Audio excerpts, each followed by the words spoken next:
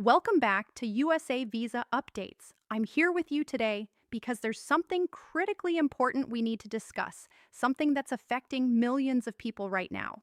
And honestly, most of them don't even realize the changes that have already taken effect. If you're watching this video, chances are you or someone you care about holds citizenship in more than one country. Maybe you were born with dual nationality. Maybe you earned it through marriage, through naturalization, or maybe your children acquired it automatically when they were born abroad. Whatever your story is, what I'm about to share with you in the next few minutes could fundamentally change how you approach international travel, how you handle your financial reporting, and in some very real scenarios, it could even affect your ability to move freely across borders without facing unexpected delays, questioning, or penalties. We're now well into the year 2026, and with this year has come a wave of regulatory updates that most dual citizens still haven't fully grasped. These aren't theoretical policy discussions happening in government offices somewhere. These are active, enforceable regulations that are being implemented right now at airports, border checkpoints, and financial institutions around the world. And the people who are being caught off guard are everyday travelers, honest people who simply didn't know that the rules had shifted beneath their feet. Before we go any deeper into this conversation, I want to ask you for something.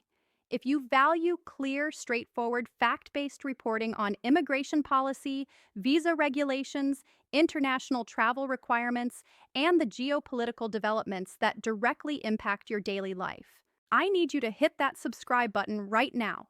Turn on notifications so you never miss an update. Drop a comment down below and let me know whether you currently hold dual citizenship and if any of these recent changes have already created challenges for you. And here's the thing, if you have family members, friends, colleagues, anyone in your network who might benefit from understanding these updates, please share this video with them today. The mainstream media isn't covering this information in the detail it deserves, and the people who need it most are often the last ones to find out. Now, let me be very clear about something from the start. The regulatory changes that have been introduced throughout 2026 were not designed with the intention of punishing dual citizens. They weren't created to make your life harder or to target immigrants unfairly. What these changes are actually designed to do is tighten verification systems, improve financial transparency across borders, and close the gaps that governments around the world believe are creating security vulnerabilities or enabling fraudulent activity. The challenge, and this is where ordinary people get hurt, is that when systems become tighter, when enforcement becomes more rigorous, people who are genuinely trying to follow the rules, people who have no intention whatsoever of doing anything wrong, can still find themselves caught up in bureaucratic tangles simply because they weren't aware of what was now expected of them. Think about it this way. A single missed form, a passport that doesn't perfectly match the information on another identity document, a trip booked without carefully checking the current validity requirements for the destination country. These might seem like small details, minor oversights, but in 2026, small details are creating significant consequences. Travelers are experiencing delays at immigration checkpoints. They're facing unexpected questioning by border control officers. In some cases, they're being hit with financial penalties that could have been completely avoided if they had simply known what to look for and what steps to take in advance. What I'm going to walk you through today isn't meant to scare you. It's not about creating fear or anxiety. What this is about is creating clarity. These rule changes are impacting millions of people who live across borders, who work internationally, who study abroad, who are building their futures in more than one nation. And if you're one of those people, you absolutely deserve to know exactly what's expected of you when these requirements apply and what practical steps you can take right now to avoid running into problems down the road. So take a deep breath, stay with me through this conversation, and let's move through this step by step together with calm, with clarity, and with the facts you need to protect yourself. Before we dive into the specifics of new reporting requirements or the updated passport procedures that are now in effect, we need to establish a solid foundation. What does dual citizenship actually mean in practical, real world terms? Dual citizenship, which is sometimes also called dual nationality, means that you are legally recognized as a citizen by two different countries at the same time. Now, this status can come about in several different ways. Some people are born in one country to parents who hold citizenship in another country, which automatically gives them a claim to both nationalities from birth. Some individuals marry foreign nationals, and through that marriage relationship gain citizenship in their spouse's country while still retaining their original nationality. Others go through the formal naturalization process after living and working abroad for many years. And depending on the laws of their home country, they're able to keep their original citizenship even after becoming naturalized elsewhere. And in many situations, children are born overseas to parents who hold citizenship in one country, while the birth takes place in another country that grants automatic citizenship based on birthplace. From the very moment of birth, these children are dual citizens, without anyone having to actively apply for that status. For the overwhelming majority of people, dual citizenship is genuinely an advantage. It makes international travel significantly easier because you have more flexibility in which passport you use and which borders you can cross without needing visas. It keeps families connected across international borders, allowing you to maintain ties to both your country of origin and your country of residence. It preserves cultural identity and heritage, which is deeply meaningful for many families. And it opens doors for education opportunities, employment possibilities, and long-term security options that simply wouldn't be available if you only held citizenship in one country. In the United States specifically, dual citizenship is generally accepted and recognized. The U.S. government acknowledges that you can hold nationality in another country without automatically losing your American citizenship. There's no law that says you must choose one or the other in most circumstances, but here's where the situation becomes more complicated and where many people start to feel overwhelmed. Having citizenship in two countries can sometimes mean that you're subject to two different sets of legal obligations. Two different governments may require certain information from you. Two different countries may have completely different rules about passports, about travel documentation, about tax reporting, about military service obligations, and these rules don't always align with each other. They can sometimes directly conflict. As technology continues to advance and as countries around the world share more data with each other than ever before through international agreements and digital systems, the infrastructure that tracks international travel, that verifies identity, and that monitors financial transparency has become increasingly interconnected and sophisticated. That's precisely why these 2026 updates matter so much. They're not about targeting immigrants. They're not about punishing people simply for holding more than one passport. What they are fundamentally about is security. They're about fraud prevention. They're about making absolutely certain that identity documents are accurate and that financial reporting is transparent and complete. But when enforcement mechanisms tighten, when verification systems become more sensitive, people who don't fully understand the current rules can accidentally create serious problems for themselves without ever intending to do anything wrong. A form that wasn't filed because you didn't know it was required, a passport that expired sooner than you expected because you didn't realize the 6-month validity rule, a bank account in another country that was never disclosed to tax authorities because you assumed it didn't need to be reported. These situations don't typically result from intentional wrongdoing or criminal intent. They most often result from a simple, honest lack of awareness. And that's the gap we're working to close today. That's why this information matters so much. Dual citizenship itself is not a problem. Holding more than one passport is completely legal in the vast majority of circumstances. What truly matters is awareness. What matters is accuracy in your documentation. And what matters above all else is honesty and transparency when dealing with government authorities. If something feels confusing to you, that's completely okay. Immigration law is genuinely confusing, even for professionals who work in this field every single day. My goal here is to guide you through each of these updates calmly, clearly, and without creating unnecessary panic. Now, let's talk about one of the most significant areas where dual citizens need to start paying much closer attention, and that's reporting requirements. Over the last several years, governments around the world, very much including the United States, have dramatically strengthened the systems they use to track financial transparency and prevent the misuse of international banking systems. This effort is not specifically about targeting dual citizens or immigrants. It's primarily focused on stopping fraud, preventing money laundering, combating tax evasion, and shutting down the illegal movement of funds across international borders.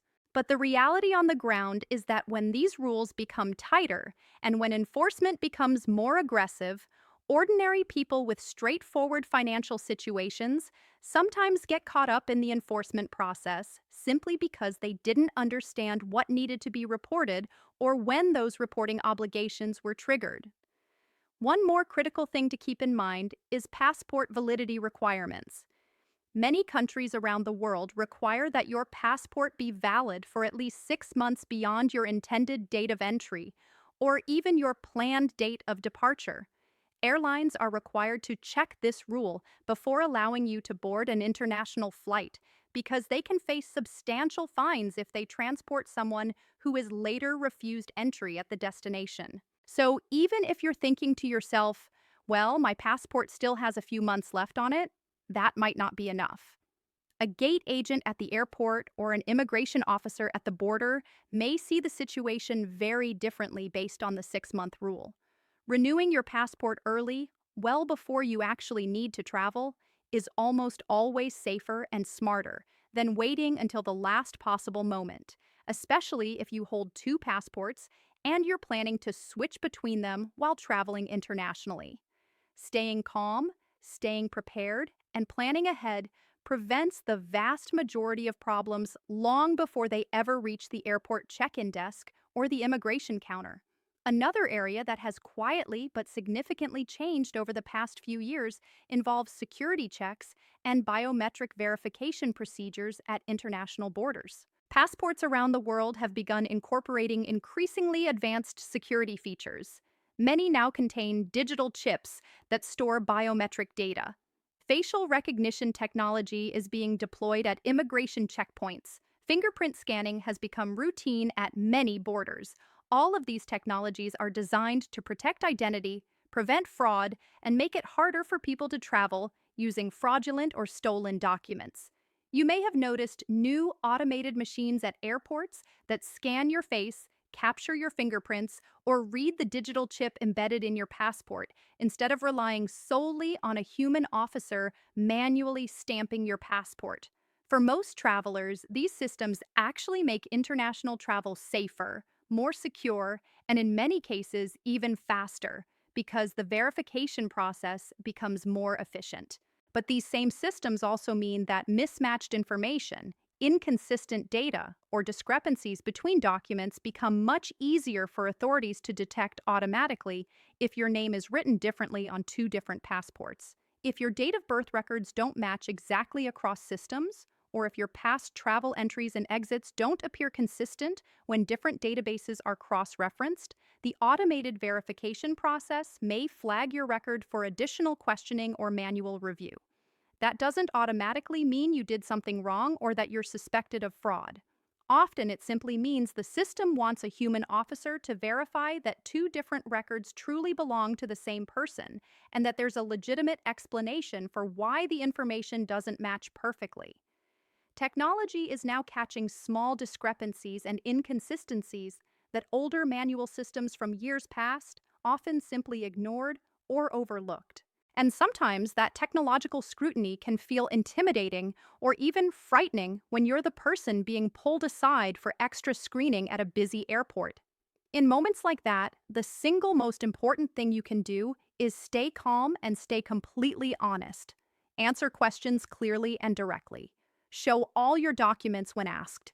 Explain briefly and factually why something might look different or inconsistent. Maybe your name changed after you got married. Maybe one country formats names with the family name first and the given name second. Maybe you renewed your passport recently and the document number changed. These are all perfectly legitimate explanations that immigration officers hear regularly. Now, let's address a topic that genuinely worries some dual citizens, and that's military service obligations. Not every country in the world requires military service, but some nations still maintain compulsory military service laws for their citizens, and those obligations can extend to dual nationals who may not even live in that country full time or who may have never lived there at all. If you hold citizenship in a country that has mandatory conscription laws, you could technically be expected to fulfill those military service obligations when you visit or reside in that country, especially if you fall within the eligible age range for service. For many families, this reality comes as a complete surprise. Someone may have grown up entirely in another country. They may barely speak the language of the country where they hold secondary citizenship, and then they suddenly discover sometimes when trying to visit family or when renewing a passport that they are still considered eligible for military service under that nation's laws. It can feel absolutely frightening and deeply confusing, especially when those obligations conflict directly with work commitments, educational plans, or family life in the United States.